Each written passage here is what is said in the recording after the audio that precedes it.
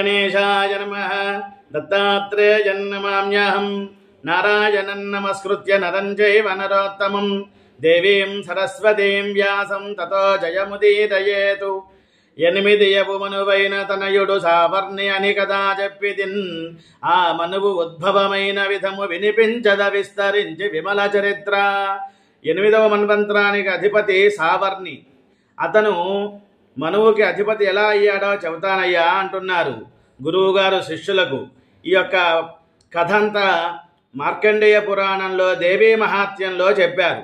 స్వారోచిషమన్వంతరంబున జైత్రుండను ధాత్రీపతి వంశమునందు ఆవిర్భవించి సురధుండను ప్రసిద్ధుడైన మహీపతి మహనీయంబైన మహీరాజ్యము చేయుచు. మనకి సూర్యవంశం చంద్రవంశం లాగానే చైత్రవంశం అని ఒక వంశం ఉన్నది. ఆ వంశంలో ఉన్న రాజులందరూ కూడా చాలా శూరులు. సూరులు వేరు, శూరులు వేరు. సూరి అంటే పండితుడు అని అర్థం. అంటే మనకి సీతాలో సకారం ఉంది కదా, ఆ యొక్క అక్షరం వచ్చేటప్పటికల్లా పండితుడు అని. మెలికషాకి కొమ్ము దీర్ఘం ఇస్తే శూరులు అంటారు. అంటే వాళ్ళు యుద్ధంలో నైపుణ్యం కలిగినటువంటి క్షాత్రియ ధర్మాన్ని తెలిసిన వారు అని అర్థం. అటువంటి శూరులు వారు ఆ వంశంలోనే సురధుడు అనే మహారాజు గారు ఉన్నారు. ప్రజలను కన్నబిడ్డల వలె పరిపాలిస్తూ ఉన్నారు. దుష్ట శిక్షణ, శిష్ట రక్షణ. మనకి భగవంతుడు విష్ణుమూర్తి నా విష్ణు పృథివీపతి అన్నారు. విష్ణుమూర్తి యొక్క అంశ ఉంటే గాని రాజు కాదు. అటువంటి రాజు విష్ణుమూర్తి యొక్క అనుగ్రహంతో ప్రజలను కన్నబిడ్డల వలె పరిపాలిస్తూ ఉన్నాడు. మనం 100 మందికి సహాయం చేసేటప్పుడు 90 మందిని ఆనందింపచేయచ్చు, కానీ ఒక 10 మందికి మనసు నొచ్చుకుంటుంది. అది సహజం. ముందు మన ఇంట్లోనే 10 మందిని సంతోషింపచేయాలి అంటే కుదరదన్నమాట. రాజుగారు తన యొక్క ధర్మాన్ని ఆచరిస్తున్న కొంతమంది శత్రువులు కోల అనేటువంటి శత్రువులతో సహవాసం పెట్టుకున్నారు. వాళ్ళు రాజ్యానికి దూరంగా మ్లేచ్ఛులు అన్నమాట. అరణ్యాలలోనూ అదేవిధంగా ఎడారిలోనూ ఉంటూ ఉంటారు. వాళ్ళతో సహవాసం పెట్టుకున్నారు. రాజుగారు యుద్ధానికి వెళ్లకుండా ప్రశాంతంగా ఉన్న సమయానికి దండెత్తారు. అన్ని ఆయుధాలు, అస్త్రశస్త్రాలు అన్నీ సిద్ధంగా ఉంటే యుద్ధంలో జయించేవారు. రాజుగారు యొక్క పరివారం అంతా కూడా చాలామంది ఉన్నారు. ఈ యొక్క కోల అనేటువంటి వాళ్ళు నీకు రాజ్యం ఇస్తాను, ఆ రాజుగారిని సంహారం చేద్దాం, ఆయన్ని పదవి నుంచి భ్రష్టుణ్ణి పెడదాం అనుకున్నారు. ఆ విధంగా దొంగలు ఎక్కడా ఉండరండి, శత్రువులు ఎక్కడా ఉండరు, మన కొంపల్లోనే ఉంటారు, మన రాజ్యంలోనే ఉంటారు. ఆ విధంగా రాజుగారికే ఎసరు పెట్టారు. వాళ్ళు వచ్చారు, యుద్ధానికి చేస్తున్నారు. యుద్ధంలో రాజుగారు ఓడిపోయారు. తన ఇంటికి వచ్చాడు. ఇంట్లో కూడా తన భార్యకి చెప్పలేక శత్రురాజులందరూ కూడా తన యొక్క రాజ్యానికి చేజిక్కించుకున్నారు. ధనం ఏమిటి, పరివారం ఏమిటి, అంగబలం, అర్ధబలం అన్నీ కూడా శత్రువులు ఆధీనపరుచుకున్నారు, స్వాధీనపరుచుకున్నారు.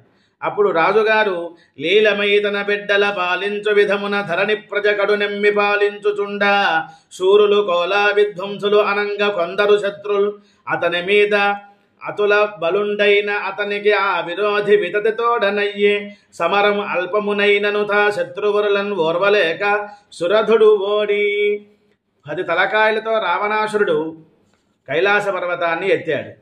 ఒక్క రామబాణానికి 10 తలకాయలు తెగిపడ్డాయి. ఆ విధంగా కాలం మన వల్ల కాదు, కాలాన్ని అనుసరిస్తూ వెళ్ళాలి. ఒకసారి పెంచుతుంది, ఒకసారి తుంచుతుంది అన్నమాట. ధర్మరాజు గారు కూడా అరణ్యవాసం చేయలే, అజ్ఞాతవాసం చేయలే, పాండవులు. ఆ విధంగా ఈ యొక్క సురధ అనేటువంటి మహారాజు గారు మంచివాడైనా, పండితుడైనా, రాజుగారు అయినా కాలం అతనికి అనుకూలంగా లేదు, ఓడిపోయాడు. ఇంట్లో ఏమీ చెప్పలేకపోయాడు. పురమునకు ఏగి తొంటి క్రియ భూ పరిపాలనమాచరింప అయ్యరివులు ఉక్కమిరసి అతని దేశమున ఆక్రమించిన శత్రువులు తన యొక్క రాజ్యాన్ని ఆక్రమించారు. కరమవనీతులు ఖలులు కష్టులునై పురిలోన అమాత్యులు ధరణి పురాద్యము బలము తద్ధనము కొనిరి అంతనుద్ధతిన్. వాళ్ళు ఖలులు, దుర్మార్గులు, అవినీతి పరులు అన్నమాట. వాళ్ళు ఈ యొక్క శత్రురాజ్యానికి, ఈ రాజ్యం మీద వచ్చేశారు. అపహృతరాజ్యుండై ఆ నృపతి హయమునెక్కి వేట నిపమున అతి దుఃఖ పరీత చిత్తుడగుచు ఆ విపినమునకు చనియే ఒకడు విను ముని ముఖ్య. సూత మహర్షి గారు శౌనకాది మహర్షులకే చెబుతూ ఉన్నారు.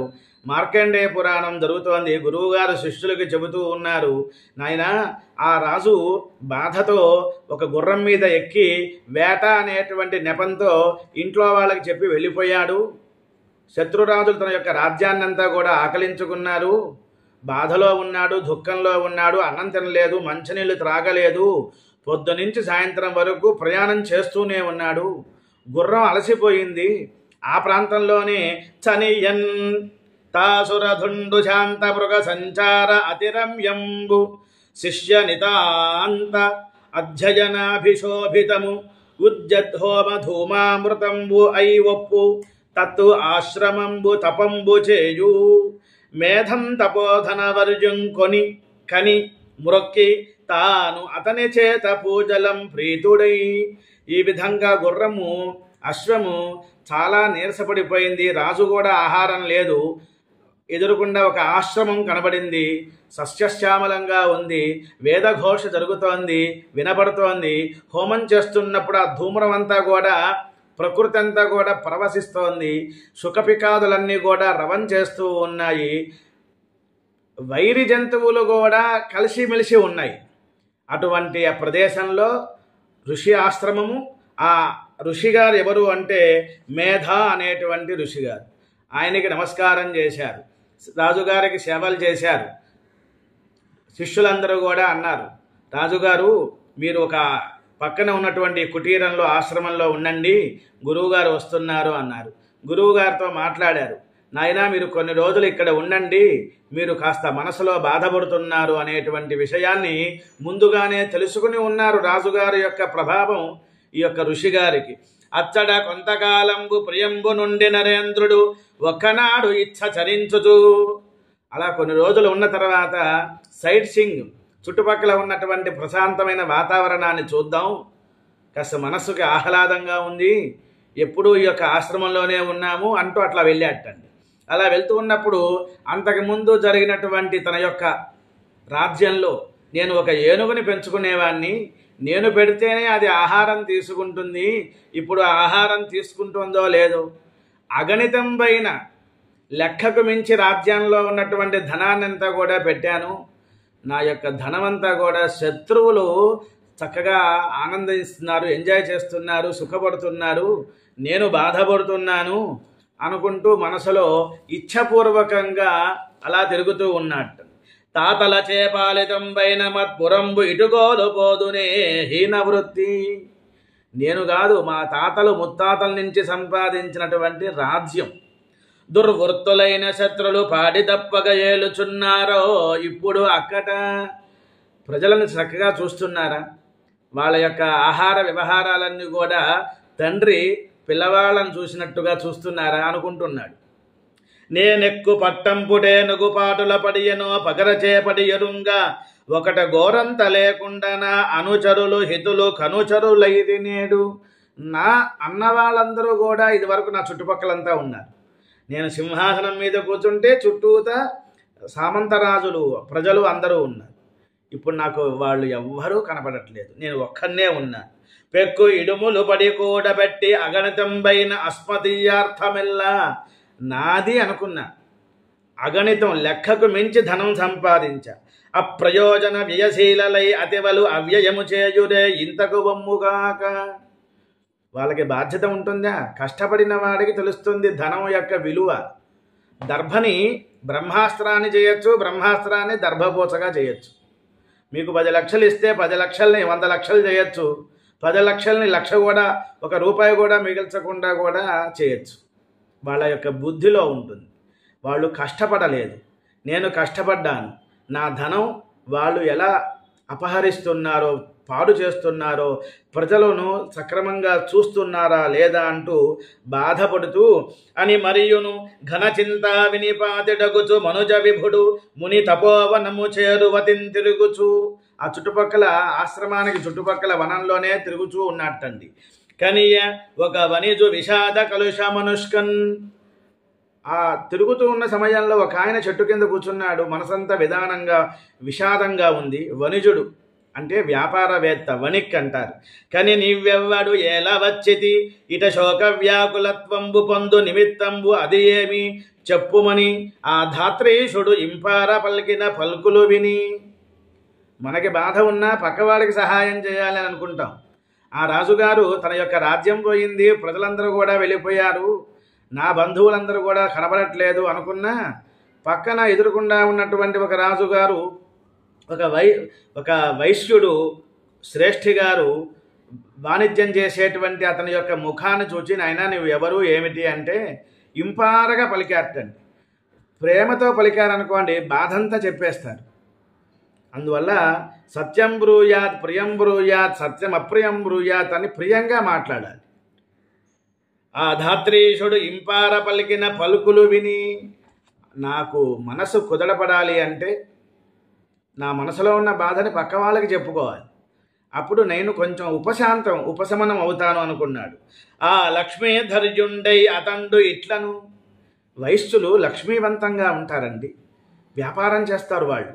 అందువల్ల ఆయన అంటున్నాడు, నా పేరు సమాధి, నేను ధనిక వైశ్యామ్నాయ సంజాతుడు. నేను పేరు మోసినటువంటి వ్యాపారాలు ఉన్నాయి. కడులోభంబున ఆలుంకొడుకులున అర్థమెల్లకుని వెడలంగ నన్ను విడిచిన. నా దగ్గర ఉన్న ధనము ధాన్యము అన్నీ నా భార్య నా పిల్లలు తీసుకొని నన్ను బయటికి నెట్టేశారు. సొంత తండ్రిని సొంత భర్తని అనేటువంటిది కూడా వాళ్ళకి లేదు. నేను భోజనం చేస్తున్నానా లేదా అనేటువంటిది కూడా వాళ్ళకి అక్కర్లేదు. బంధువుల విడిచి అడవికి వచ్చి తినరేంద్ర ఆర్తి నడులన్. నా యొక్క బంధువులందరినీ కూడా విడిచాను, నా శరీరాన్ని ప్రాణాన్ని నిలబెట్టుకోవటానికి నేను ఈ విధంగా అరణ్యానికి వచ్చానని బాధ పొందాడు. అదేమిటయ్యా, నిన్ను వదిలిపెట్టేశారు కదా, నువ్వు వారి గురించి మళ్ళీ నువ్వు అనుకుంటున్నావే. నా పుత్రులు ఇప్పుడు సద్వ్యాపార ప్రవణులైన వారో కారో. ఇంకా వాళ్ళ గురించి ఆలోచించడం ఎందుకు? నువ్వు వద్దు అనుకున్నప్పుడు వాళ్ళ గురించి నువ్వు ఆలోచించకూడదు. కానీ నీవేం చేస్తున్నావు? వాళ్ళు వ్యాపారం చేస్తున్నారా లేదా? ఏ పగిదనున్నవారో యో పార్థివా సుఖులో దుఃఖులో. సుఖం అనుభవిస్తున్నారా, కష్టం అనుభవిస్తున్నారా? తనయాదులు ధనకాంక్ష నిన్ను వెడలంగ నడిచియుండని మనమున. ఆ తనయదార బంధుజనములు కుశల అకుశలం ఎరుంగకలేక సంతతం మనస్సంతా కూడా మరణ చేస్తున్నావు. అది భగవన్నామ స్మరణ చేస్తే నీకు ఉపయోగపడుతుంది. నీ భార్య, నీ పిల్లలు, నీ ధనము, నీ బంధువులు అందరూ కూడా నీకు దూరం అయిపోయారు. వాళ్ళు దౌర్భాగ్య పని చేశారు. మరి చేసిన వాడికి ఇవాళ కాకపోయినా రేపైనా శిక్ష పడతాడు భగవంతుడు. నువ్వు వాళ్ళ గురించి ఆలోచిస్తూ ఇంకా నువ్వు భోజనం చేయకుండా కృషించిపోతున్నావయ్యా. తనయాదుల సమోహంబు అనుబద్ధము ఏల అమల విచార. ఇంకా యొక్క మోహం ఎందుకయ్యా అన్నాడు. అని వైశ్యుండు చెప్పినంతవు ఇది యథార్థము సుమ్మి. నరేంద్రచంద్ర ఏమి చేయుదు నీ మనం మించుకైన నిష్ఠురత్వంబున ఆ నీచులందు. ఇంకా వాళ్ళ గురించి నువ్వు తలుచుకోవటం కూడా తప్పునైనా అంటున్నాడు. మరలా అనుమానం వచ్చింది. నా రాజ్యము పోయింది, నేను పెంచుకున్నటువంటి ఏనుగుని దాని గురించి ఆలోచిస్తున్నాను. నా యొక్క పూర్వీకుల నుంచి వచ్చేటువంటి రాజ్యము ధనము ఇవన్నీ కూడా నేను ఆలోచిస్తున్నాను, అతని గురించి ఆలోచిస్తున్నాడు. ధనలోభంబున జనకుండు అను మోహము విడిచి నన్ను నిరాకృతం గావించిన పుత్రులందు నెయ్యము ఘనమైనది ఏమి చెప్పు కమనీయ యశ. వాళ్ళు నీ యొక్క తండ్రి, వాళ్ళకి తండ్రి అనేటువంటి ఆలోచన లేనప్పుడు ఇంకా వాళ్ళ గురించి ఆలోచించవద్దు అంటూ ఈ యొక్క రాజుగారికి మనసులో కాస్తంత విషయం తెలిసి గురువుగారిని అడుగుదాం, నేను కూడా ప్రేమతో ఉన్నాను, ఈ యొక్క శ్రేష్ఠి గారు కూడా తన యొక్క పిల్లల గురించి ప్రేమతో ఉన్నారు అని వెళ్ళారు. అర్థి గురువుగారిని అడుగుతున్నారు, మేధా మహర్షి గారిని. అర్థి నేను ఒకటి నిన్ను అడిగెద నాకు ఎరుంగింపవయ్య మునీంద్రవర్య. అపగత రాజ్యుండు అయ్యు అభిజ్ఞుండైన నాకు ఇప్పుడు అజ్ఞాని కట్లు. నేను ఇప్పుడు అజ్ఞానిగా ఉన్నాను, ఏం చేద్దామనుకున్నా మనసు తోచట్లేదు. రాజ్యాంగములందు రమణ మమత్వంబు ప్రబలమై పాటునబడక నీ కడెందెంబకు నెవ్వక కొందల పెట్టడు. అక్కడ ఈ వైశ్యుండును ఆలుసుతులు చెలులు చుట్టాలు తను విడిచినను. నాకు రాజ్యం పోయింది, నీ దగ్గరికి వచ్చాను మహర్షి. ఈ యొక్క శ్రేష్ఠి గారు కూడా తన పిల్లలందరూ కూడా వదిలిపెట్టేశారు, ధనం తీసుకున్నారు, ఈయన బయటకి పంపించేశారు. మరి చెలులు చుట్టాలు తను విడిచినను తాను వారి విడువంగజాలక. వాళ్ళు విడిచేసినా వదిలిపెట్టినా ఈయన వదలలేకపోతున్నాడు. నెయ్యంబు మనమున నాటమైన ఈ విధంబు ఎంతయు ఏమి యొక్కో. అసలు ఇదంతా ఏమిటి అని గురువు గారికి నమస్కారం చేశారు రాజు శ్రేష్ఠి గారు. అప్పుడు ఇదంతా కూడా జగన్మాత యొక్క అనుగ్రహంతో జరుగుతోందయ్యా. కొన్ని పక్షులు పగలపూట కనపడవు కళ్ళు, కొంతమందికి రాత్రిపూట కనపడవు, కొంతమందికి పగలు రాత్రి కనపడతాయి కనపడవు అనిన ఆ ముని ఇట్లను అతనితోడ విషయగోచర జ్ఞానంబు వినుము. జంతువులకు ఎల్లను ఎప్పుడు కలిగియుండు విషయములు జాతి జాతికి వేరు వేరా. ఇక్కడ 84 లక్షల జీవరాశుల్లో 2 కాళ్ళ జంతువులం మనం, మానవులన్నమాట. మనకి ఆహారం, నిద్ర, మైథునం ఇవన్నీ కూడా ఉంటాయి, వాటికి ఉంటాయి. ఒక ఆవు దగ్గరికి వెళ్ళేటప్పుడు పచ్చగడ్డి తీసుకుని వెళ్ళారనుకోండి, అంబా అంబా అంటూ ఆహారం ఇస్తున్నాడేమో అనుకుంటుంది.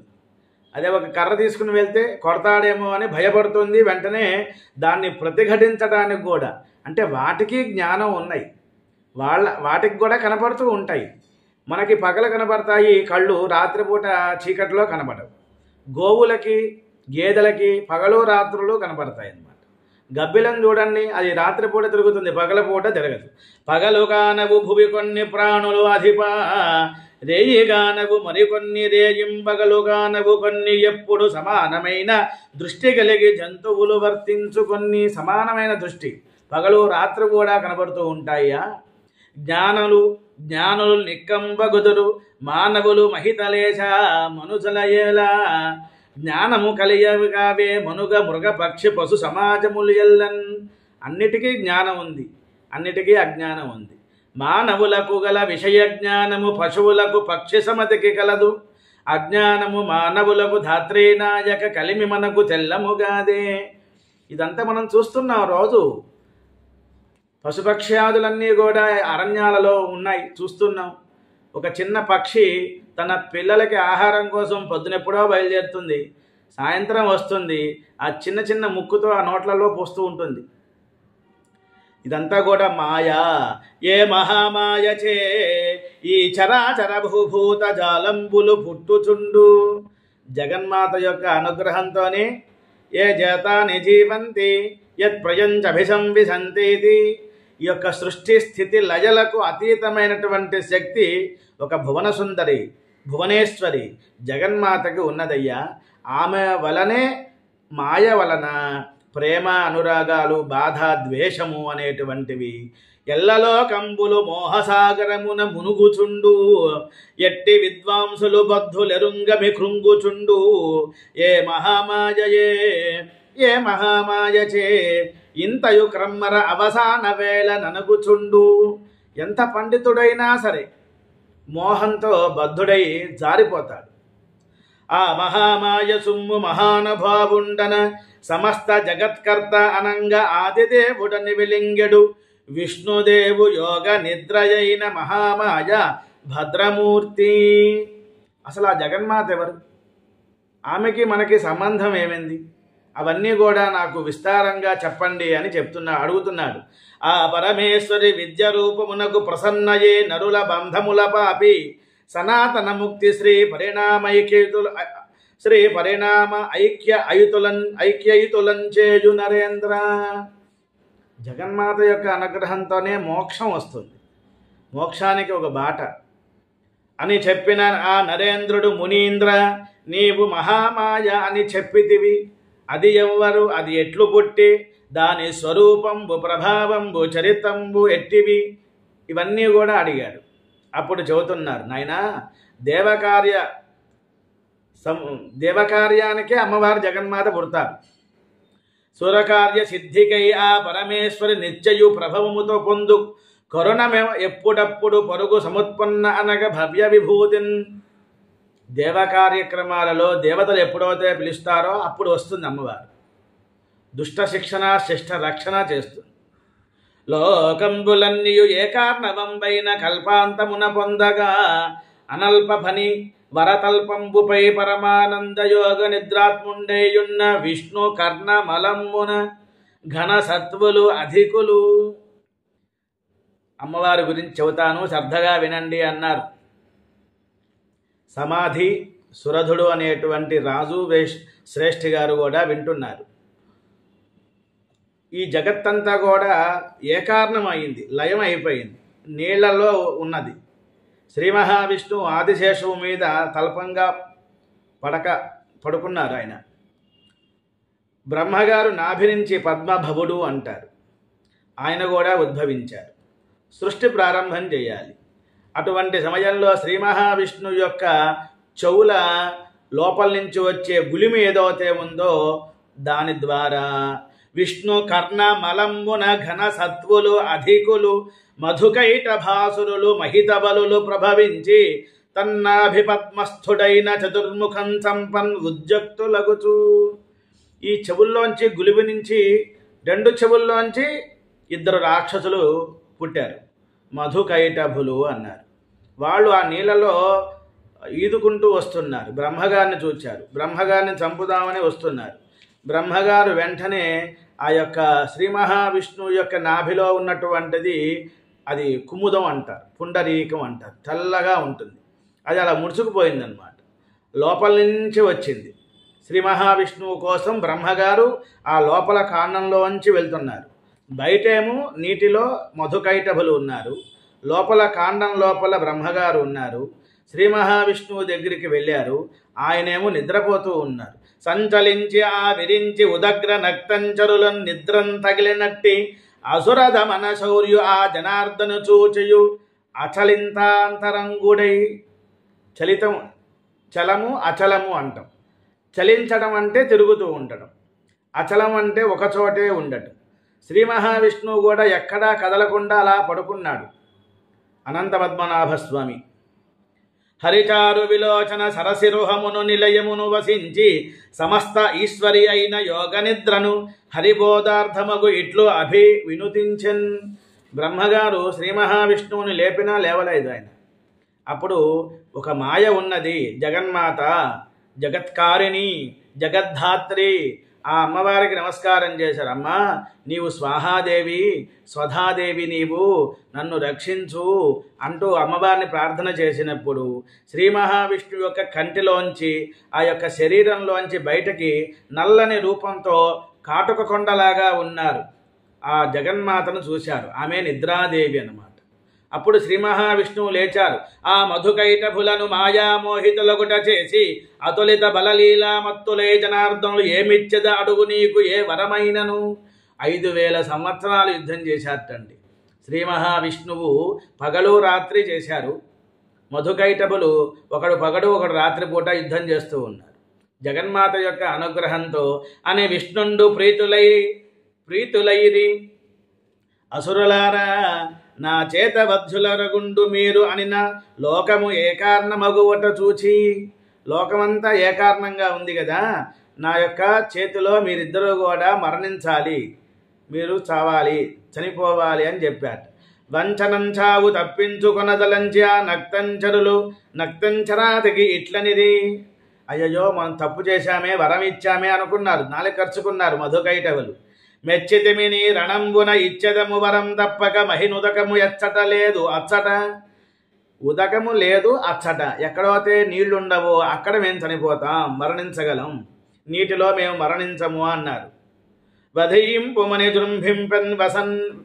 అప్పుడు వెంటనే శ్రీ మహావిష్ణువు తన యొక్క శరీరాన్ని పెంచుకుని తొడల మీద కూర్చోబెట్టుకుని ఇద్దరిని సుదర్శన చక్రంతో అట్లు కాకయని నిజాంక తలంబున, అట్లే కాక అని నిజ అంకం తలంబున అనిచి చక్రి నలువ ఉల్లసిల్ల అనల కనకరాలమైన చక్రమున. అది సహస్రార 1000 పైగా ఉన్నటువంటి కణుపులతో ధగద్ధగాయమానంగా మెరిసిపోతోంది సుదర్శన చక్రం. ఆ చక్రంతో తద్దనుజవరులు తలంబులు దునిమి వేచే. సొరకాయ తిరగేసినట్టుగా అలా తిరిగేశారండి. చక్రమున తద్దనుజవరులు తలలు దునిమి వేచే. నరేంద్ర, ఎప్పుడైతే సుదర్శన చక్రంతో ఆ యొక్క ఇద్దరు శిరస్సులు ఖండింపబడ్డాయో అది మేధస్సు అన్నమాట. అది భూమిలో పడి వరల్ప్రూలాగా సుడిగుండంలాగా తిరుగుతూ రెండూ కలిసిపోయింది. అందుకనే మేధస్సు నుంచి వచ్చింది మేదిని. అప్పుడు భూమిగా ఏర్పడింది. మేదినీ దేవి వసుంధరా స్యాద్ వసుధా దేవి వాసవి శృతి చెబుతోంది. మట్టి తినకూడదు అంటారు పిల్లలు మట్టి తింటూ ఉంటే పెద్దవాళ్ళు చెబుతారు మట్టి తినకరా అని. ఎందుకని అంటే వాళ్ళ యొక్క గుజ్జు అన్నమాట. నరేంద్ర వాండ్ర మేధస్సు చే గోవిందుడు కల్పించే కావున ఈ వసుంధర మేదిని అంతా ధరించేది కాబట్టి వసుంధర. దానిని భూమాతకి ఇంకొక పేరు మేదిని. ప్రసిద్ధి అయ్యన్ ఆ మధుకైటభుల సంహరించి విష్ణుండు వినష్ట ఘోర భయను ఒనర్చిన చతుర్ముఖుండు వివిధ ప్రజల సృజింప పూర్వ సర్గమునంది కేశవుడు పరిపాలించే. ఈ విధంగా జగన్మాత అనుగ్రహంతో దేవతలు అందరూ కూడా ఆవిర్భవించారు. జగన్మాత యొక్క అనుగ్రహంతో శ్రీ మహావిష్ణువు చేత బ్రహ్మగారంతా కూడా సృష్టి అంతా కూడా చేశారు. ప్రథమ చరిత్ర అంటారు. ఇది మనం చెప్పుకుంటున్నటువంటిది మార్కండేయ పురాణంలో మొదటి 2, 3, 4 అధ్యాయాలను ప్రథమ చరిత్ర అంటారు. తర్వాత అధ్యాయాలని మధ్యమ చరిత్ర అంటారు. చివరిలో ఉన్నటువంటిది ఉత్తర చరిత్ర అంటారు. ఆ విధంగా జగన్మాత లోక రక్షణ కోసంగా దేవతలను సంరక్షించటానికి బ్రహ్మగారు చేత స్తుతింపబడినటువంటి ఆ జగన్మాతకు మనమందరం కూడా నమస్కారం చేసుకుంటూ మొదటి అధ్యాయం పూర్తి అయినది. 2, 3, 4 అధ్యాయాల్లో కూడా ఈ యొక్క మధుకైటభులు అనేటువంటి రాక్షసుల సంహారం అయిన తర్వాత మహిషాసురుడు వచ్చాడండి. అతన్ని కూడా చంపాలి అనుకున్నారు. దేవతలందరూ కూడా పరాజితులయ్యారు. మహిషాసురుడు ఇంద్ర పదవి లాక్కున్నాడు. అప్పుడు బ్రహ్మగారి దగ్గరికి వెళ్ళారు. బ్రహ్మగారు కూడా మహావిష్ణువు పరమేశ్వరుడి దగ్గరికి వెళ్ళారు. వాళ్ళకి అందరికీ దేవతలకి కోపం వచ్చింది. 2 కనుబొమ్మలు అలా ముడివేశారండి. అక్కడి నుంచి విద్యుత్తు వచ్చింది, తేజస్సు వచ్చింది, కాంతిపుంజంగా వచ్చింది. అటువంటి కాంతిపుంజమే అమ్మవారి రూపంగా అయింది. అప్పుడు దేవతలందరూ కూడా ఒక్కొక్క ఆయుధాలు ఒక్కొక్క వస్తువులు ఇచ్చారు. అవన్నీ తీసుకొని మహిషాసురుడి మీదకి యుద్ధానికి బయలుదేరారు. మహిషాసురుడు అన్నాడు, ఒక ఆడవాళ్ళని పంపిస్తున్నారా దేవతలు అనుకున్నారు. అమ్మవారి యొక్క రూపాన్ని చూచి భయపడ్డారు. అనేక మంది రాక్షసులు వచ్చారు, మహిషాసురుడు యొక్క సైన్యం అన్నమాట. అమ్మవారు హుంకారం చేశారు. హుంకారంతోనే అనేక వేల కోట్ల రాక్షసులను సంహారం చేశారు. ఒక్కొక్కడు 60,000, 5,000, 10,000 గుర్రాలు, ఏనుగులు, రథాలతో వస్తూ ఉన్నారు. ఆ యొక్క బిడాలుడని ఇటువంటి పేర్లు చాలా ఉన్నాయి. అటువంటి రాక్షసులందరినీ కూడా సంహారం చేశారు. అమ్మవారి యొక్క వాహనంగా ఉన్నటువంటి సింహం కూడా వాళ్ళందరినీ కూడా చంపేసింది. అప్పుడు దేవతలందరూ కూడా ఆనంద పొందారు. వెంటనే వీడొచ్చాడు మహిషాసురుడు అమ్మవారితో యుద్ధం చేద్దామని. అప్పుడు ఏనుగులాగా సింహంలాగా చిత్ర విచిత్రంగా వేషాలు వేస్తూ ఉంటే అమ్మవారు కూడా అతనిలాగానే అతన్ని సంహారం చేయాలని చిత్ర విచిత్రంగా విన్యాసాలు చేశారు. అమ్మవారు మధువుని త్రాగుతోంది. ఆగరా, ఒక నిమిషం ఆగు, నేను ఈ యొక్క మధువుని సేవించిన తర్వాత నిన్ను చంపుతాను.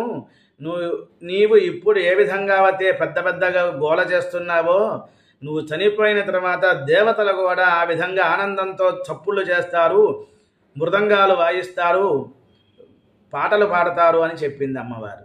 ఆ విధంగా మహిషాసురుణ్ణి మెడ మీద కాలు పెట్టి అలాగ శూలంతో పొడిచిందనమాట. వాడు తలకాయ కొంచెం ముందుకు తీసుకువెళ్ళాడు. అమ్మవారు ఖడ్గంతో వాడి యొక్క శిరస్సుని ఖండింపజేసింది. దేవతలందరూ కూడా చాలా ఆనంద పొందారు.